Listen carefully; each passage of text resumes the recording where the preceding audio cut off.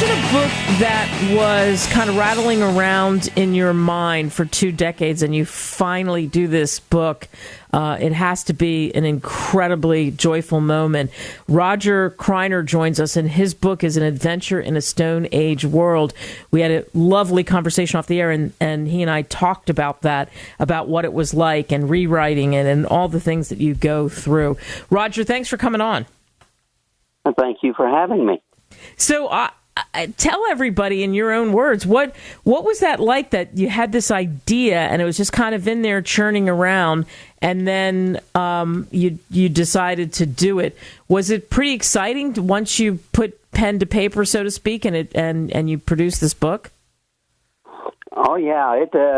Every time that I'd sit down and start working on it, I'd get a little bit more excited about it. It just unfolded, yeah. It unfolded, and here's what I love: that you traveled around all over the place. I mean, you traveled around the U.S. and Europe, and you spent like 10 years on aboard submarines. You were in Hawaii, Japan, Korea, the Philippines, and then you were. So that wasn't enough travel. After the Navy, you are a field service tech.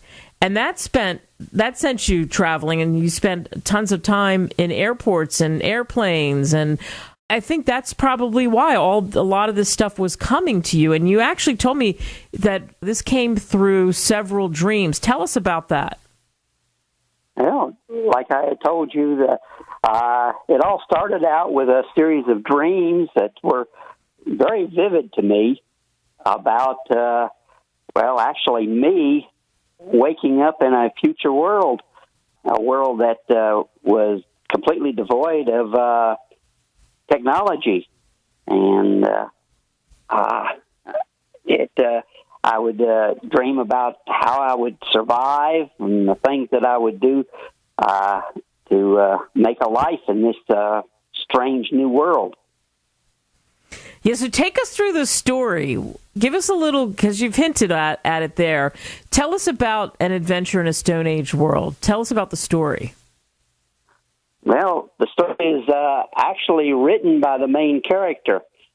He recounts a tale of how he was returning home from a job in Tennessee, and he crashes his car in the mountains of western North Carolina, and when he wakes up, the world he knew is completely gone.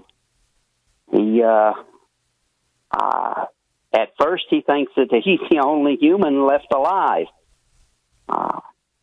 There's plenty of other animals around, but as far as he could find, there was no sign of any human life. He tells of his travels from the crash site to his home, because he tries to get back home, and he, of course, encounters some challenges and stuff that that he has to overcome. He goes into the remains of a town or city, and he finds this place is haunted by spirits, and that basically drive him back out of the town. And he encounters, of course, some wolves that he has to fight off. When he finally gets home, he finds that there's nothing there. And his mind is already reeling from everything that's happened, and it overcomes him, and he trips out for a while. When he comes to, all he can think of was he needed to be clean. So he takes a bath and decides that it's time to find a permanent place to live. And he goes back, and despite the spirits of the town of Greensboro, North Carolina, he finds a place that he converts to a permanent place to live. And wow, so this is a real incredible leap through time. Yes, and the book, of course, is Adventure in a Stone Age World, but it's not in the past. It's in the future.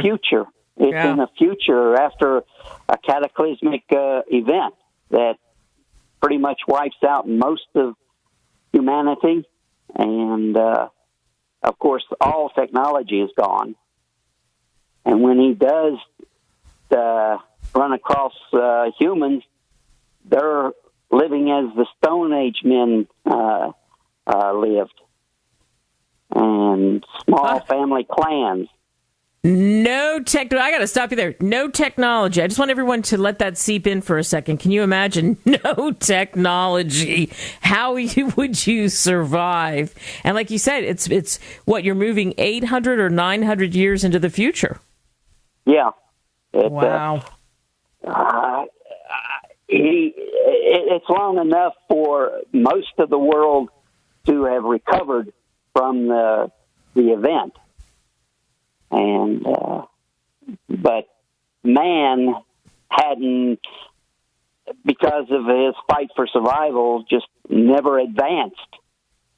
Right. So he has to figure it out. And especially because, as you mentioned, pretty much everybody's wiped out. So all of a sudden in your mind, you're going from this world where you're installing or repairing machines, you're at woodworking companies, you're in different towns and cities, you're doing your life, and then all of a sudden you're foisted into a completely different world. I love time travel, especially futuristic, and then taking that twist, which you reverse engineered with being in the Stone Age in the future. When you did this book, did you have to do a little bit of research, or you just let your mind wander through it with what you knew, which is what your background was? Probably a little bit of both. I of course, researched a lot of how the Stone Age, or how we think that the Stone Age people lived back, before history, and based on the archaeological excavations and stuff. But most of it was my imagination. I love that. Those are the best books. What do you hope people take away from reading An Adventure in a Stone Age World, which you can get on Amazon, by the way? I hope that they take away that here is a guy that was that grew up in a technological world with no real survival skills, and yet he is able to teach himself how to survive. And not only survive, but he builds his own clan in this new world, and he actually makes a difference. He actually helps these Stone Age people move on. Yeah, wow. So that goes to you never know who you can help and who you can touch, and no matter where you're foisted into. And this book, like I said, I mean, what an incredible gift to yourself after thinking about it, the travel we mentioned. And didn't you tell me you did some crazy number? How many rewrites did you do? Oh, close to 300 rewrites on the thing. 300. You wanted this adventure fantasy to be just the way you wanted it, right? Yep. And you got it. I think that's wonderful. Like I said, what a great story. An Adventure in a Stone Age World. Roger Criner, thank you so much for coming on. All right. Well, you're quite welcome. I appreciate your time and everything. Thanks, Roger. I'll be in touch. All right. Thank you. Bye-bye. Bye. I'll finish it. All right, so again, thinking about the Stone Age world and leaping forward in that, I think is pretty fascinating. And I had to go back in my mind and think about what was it like, or what it, as Roger said, what we think happened in the Stone Age. And I just can remember being fascinated by that in the 5th grade and trying to wrap my mind around, wow, what do? You have primitive weapons, etc., and how do you survive? And it's pretty interesting to think, what would life be like without technology? So thanks to all of you for listening to this interview and this show. Make it count, everybody.